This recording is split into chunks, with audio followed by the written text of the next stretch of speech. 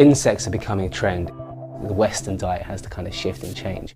And most importantly, it's natural, it's normal, and it's the way that we have to feed the future.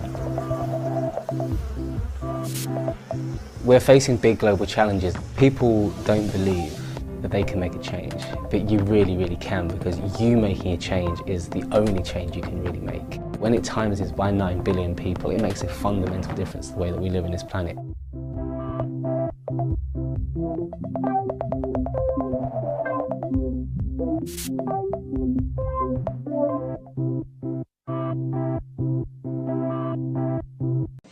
I think it will go, it will, first of all, it will definitely happen. I was talking about 6G earlier, which is around 2030. I would say that by then, definitely the smartphone as we know it today will not anymore be the usual, kind of the most common interface. Wow. Many of these things will be built directly into our bodies. The young generation, like Prime Minister Trudeau, President of Argentina and so on, that we penetrate the cabinets. Klaus Schwab is the head of the World Economic Forum, and he bragged how his subversive WEF, World Economic Forum, has, quoted, infiltrated governments around the world. He said that his organization had penetrated more than half of Canada's cabinet. And I was wondering, in the interest of transparency, could the member please name which cabinet ministers are on board with the WEF's agenda? The member was in a really good question there, but the audio is really... That not only the $58 million discovered a month ago by Doge being given by USAID for a circuitous route to the World Economic Forum, but over $200 million given by the U.S. to UN, given to them last year alone, and they're finding more and more and more and more and more. We have continuous partnerships with many governments around the world. Then, of course, we have NGOs, we have trade unions, we have all those different parts. Media, of course. Media, of course. People always say, where were you? And that's right. You and I were having breakfast in New York on September 11th. So, the $50+ million in U.S. aid funds, the WEF, were canceled, and Klaus Schwab formally steps down. As per Reuters, the whole world saw your communist scams. The fourth industrial revolution, elites must aggressively drive their agenda home. Well, the revolution you thought you'd have is against you. Klaus Schwab, the founder of the WEF, steps down as World Economic Forum chair. So I just wanted to express my appreciation and my pride, if I may say so, for what has been achieved. But I think the obstacles, or not the challenges, are coming now. And Peter, I wish that you are very successful in preparing the next phase of the Global Fund. So again, thank you. I can tell you, it's not Ursula von der Leyen. She is not making any decisions. It's not Bill Gates. It's not even Klaus Schwab, right? They're not the ones calling the shots, because they're the idiots that hang their face in the camera and advocate for all of this nonsense and you know, this totalitarian crap. So it's not them. But who it is, I really don't know. I have no idea. And I usually refer to them, for the lack of a better word, as the globalitarian misanthropists, right? So there is a group of people, I have no idea who they are, but they are the ones calling the shots. And our elected governments are mere puppets. They are just, you know, pretty much implementing whatever they come up with.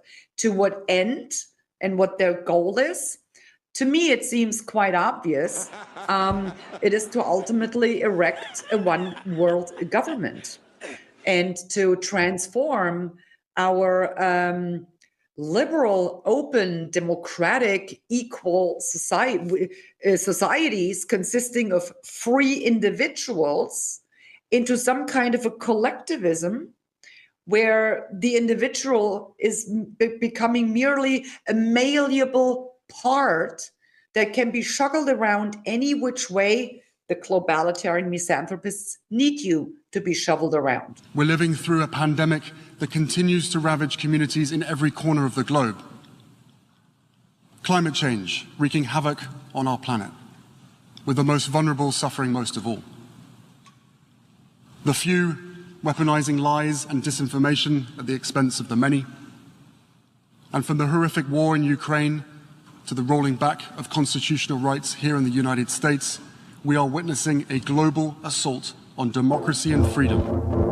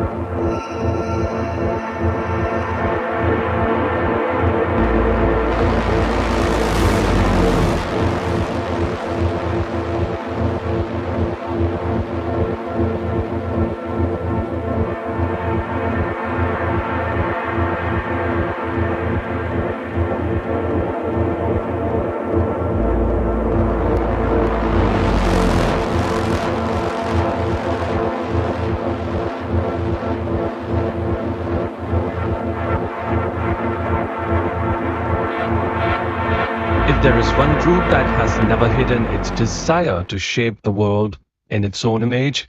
It is the World Economic Forum, or what we say the WEF. Originally set up as a place where the top business and political leaders could meet and promote a free market capitalism and global cooperation, the WEF has over time transformed into something very different. What was once meant to be a platform for serious economic debate is now often viewed as a stage for woke ideas, vague promises, and elite-driven agendas that seem far removed from the real problems faced by the ordinary people. And at the heart of the World Economic Forum is Klaus Schwab, the man who founded it over 5 decades ago. Schwab has always been clear about his vision and influence. In fact, he has openly bragged about his connections and sway over the global leaders. especially in countries like France and Canada. This hasn't sat well with many critics, who believe that WEF has overstepped in its role and is starting to behave more like an unelected world government.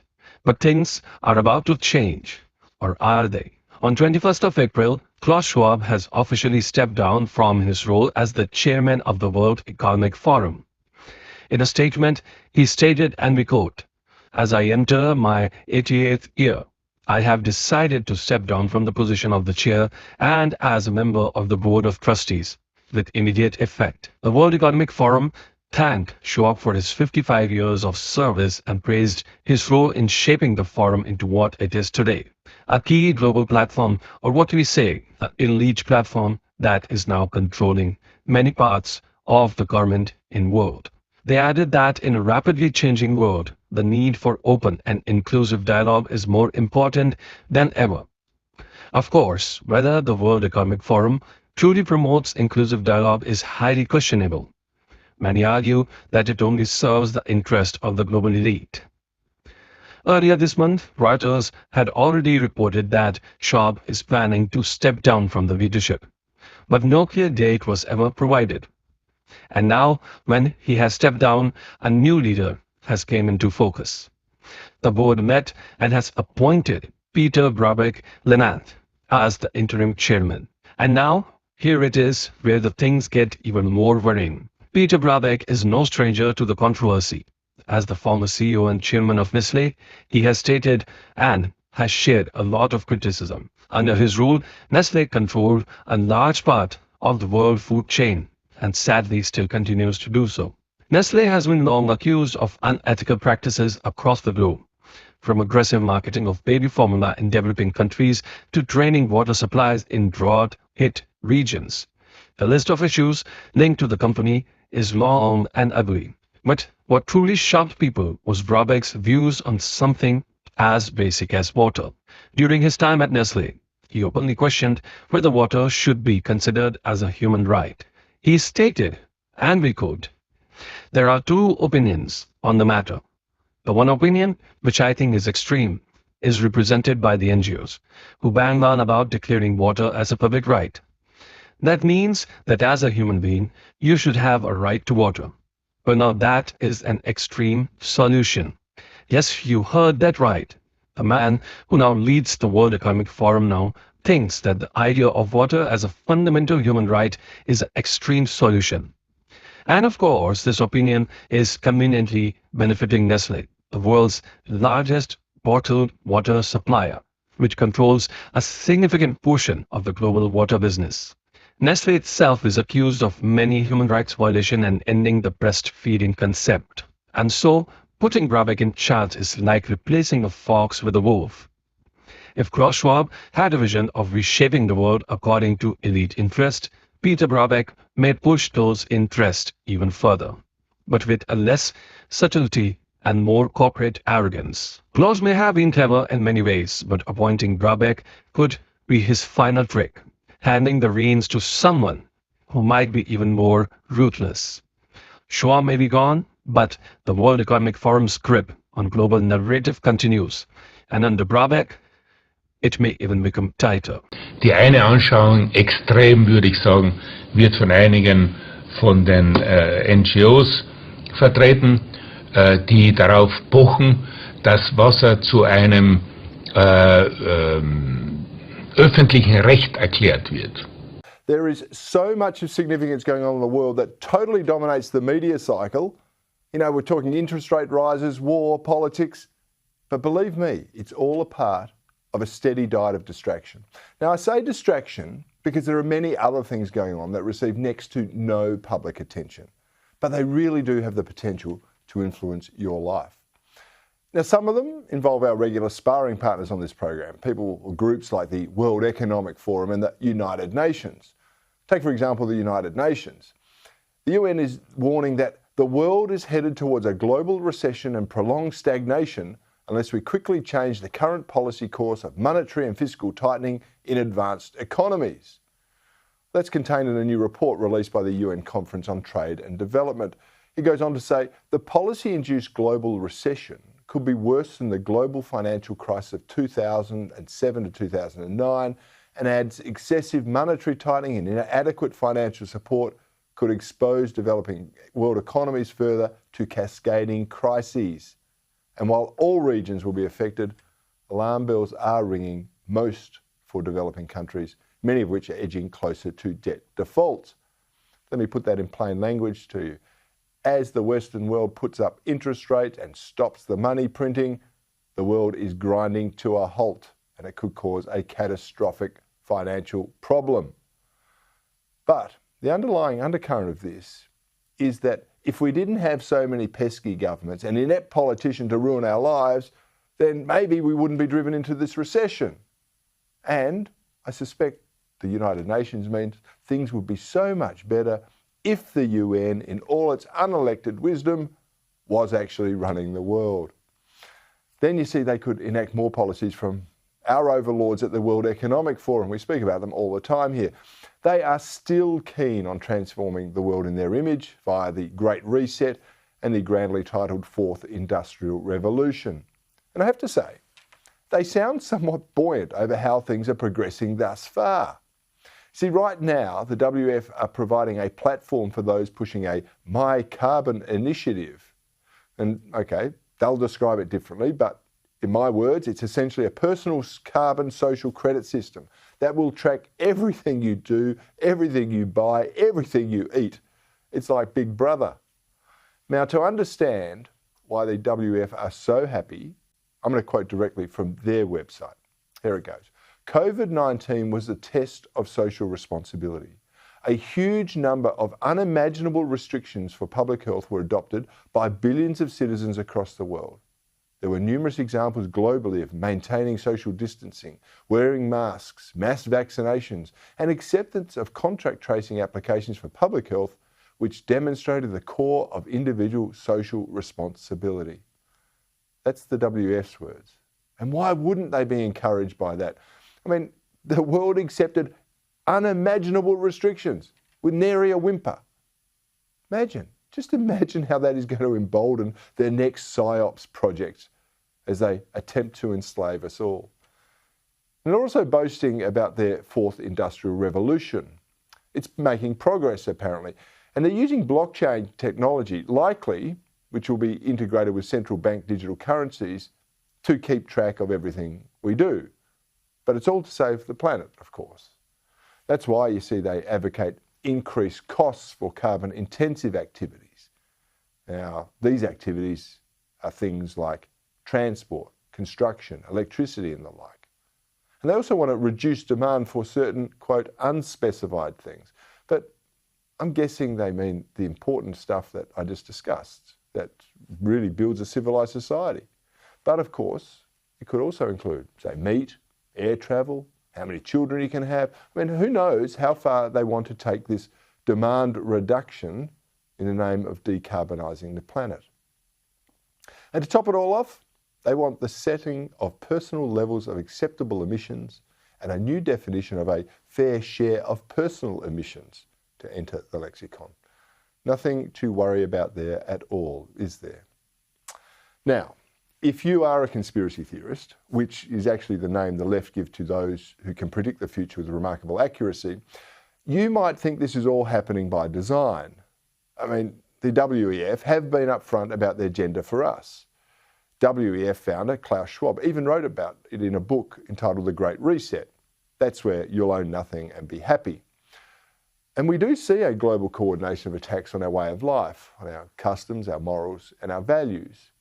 Now, these attacks are levied on nation states as well, who oppose this agenda by extraordinary and what I consider to be illegal sanctions of those governments and of individuals residing there. Our Anglosphere leaders, they're meant to be the ones representing the free world. Well, they're also pushing global censorship and global taxation. They are weaponising law enforcement and tax collectors against those who resist. And these same leaders celebrate movements that rely on deceit and destruction and chaos to divide society, while a largely compliant media mostly report only the official interpretation of events. These agents of political change are now so emboldened they will happily lie, and they seem to have no fear of being exposed. And that's why they seem happy to misrepresent everything from war to science, from economics to biology, in order to condition you to actually accept what is unacceptable. Now, these things had been done before our very eyes, and yet most people refuse to see it. So many still labour under the belief that government does what it does for our benefit. But if that were true, would our nation be nearly $1 trillion in debt? Would Europe be on the cusp of a financial contagion? Would America be a society divided by racial and identity politics? And if government was so helpful, why would allowing all of us to keep more of the money we earn be deemed so controversial amongst politicians? I mean, surely we're capable of spending our money better than any government can. The truth of the matter is that governments around the world are truly desperate. They've made such a mess of things that we're actually on the brink of ruin. And that's why they want these magnificent distractions that I spoke of earlier. They're hoping the more you focus on the light at the end of the tunnel, that you won't see the train that's heading your way.